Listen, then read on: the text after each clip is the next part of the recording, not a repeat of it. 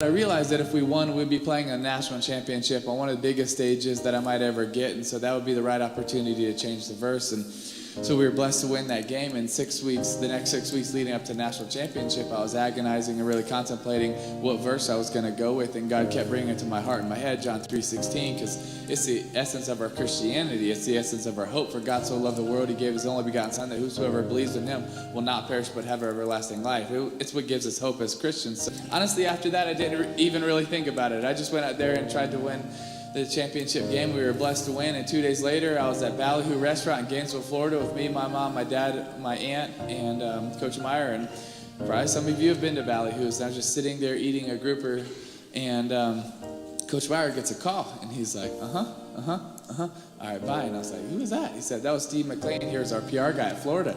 So what do you have to say? He said, did you know that during that game 94 million people Googled John 3:16? And honestly, my first thought was, how the heck do 94 million people not know John 3:16? Hashtag Sunday school. It's like the first thing you hear, you know? But I was just sitting in Ballyhoo Restaurant, just so humbled at how big the God is that we serve, and how he wants to do amazing things in us and through us. And when we just step out and show a little faith or a little courage, or we just decide, hey, it's okay to be a little bit different than everybody else, what God can do in our lives.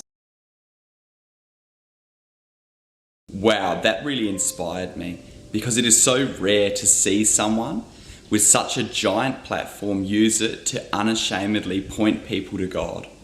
And it reminds me of the Bible verse, "For I am not ashamed of the gospel, for it is the power of God for salvation to everyone who believes." We can get so excited and think, whoa, there are so many people out there that are searching for this Bible verse. They're hearing the gospel. They're hearing that God loved the world. Maybe they've never heard that before.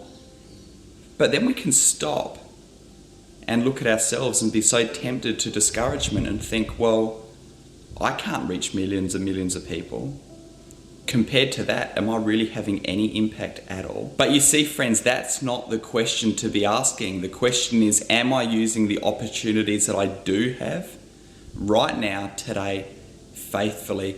Because we are all different parts of the same body, and for the body to work properly, all the parts need to be working together, doing their role. Imagine that you had just one opportunity a day to point people to God, and you're a Christian for only 10 years, and 10,000 people watched this video. That's over 36.5 million opportunities. That's more than the entire population of Australia. You may not have a platform like Tim Tebow, but you do have opportunities. And you can use the opportunities that you do have. You might be able to share Bible verses on social media. You might be able to post about what God has done in your life. You might be able to talk to the people around you about God when they're going through something. See the opportunity to speak to them about God, the hope that we have in him. Invite people to church. Go around handing out these gospel tracts, or even doing letterbox drops. There are so many things that we can do. But one thing that I want to say is, be discerning about things. No one wants to see someone bombarding their social media feed with Bible verses over and over and over again. They're just going to tune out. Show people that you're a real person. Show people what you're doing in your life. Show people videos, photos of your kids, of your pets, of places that you're going. And then every now and then throw in a Bible verse. And those people who are looking at what you're doing and engaging with your life may be open to reading those verses, looking them up, and maybe even asking you questions. Who knows? So I really want to challenge you, and I want to challenge myself more than anyone, and say, what opportunities are there in our lives that we could be using more faithfully day to day to share the good news about Jesus Christ? If you haven't already done so, friends, make sure you subscribe, hit the bell to receive notifications, and I'll look forward to talking to you in the next video. That game just happened to be in 2009, January 8th. Well, exactly 3 years later, January 8th, 2012, we just happened to be playing the Pittsburgh Steelers. And I never even thought about John 3:16 one time, so I can't take any credit for it. I just tried to go out there and win a playoff game, and we were blessed to win this crazy playoff game in overtime. And I run in and try to, shower really quick and change because I wanted to go celebrate with my family. So I'm running to go and do my press conference really quick because I love talking to the media. And right before I walk into the press conference room, Patrick, our PR guy, jumps in front of me. He says, "Timmy, do you realize what happened?" I was like, "Yeah, we just beat the Steelers. We're going to play the Patriots. Like, let me do this." He's like, "No, do you realize what happened?" And I was like, "I guess not." He said, "Timmy, it's exactly three years from the night you wore John 3:16 under your eyes." I was like, "Oh, that's pretty cool." And he was like, "No, you don't realize. During the game, you threw for 316 yards.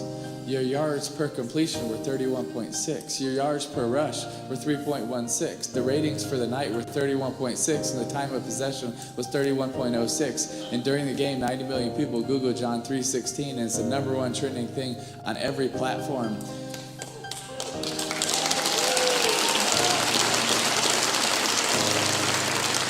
I was just standing there in that hallway getting ready to do this press conference thinking that night was about a football game.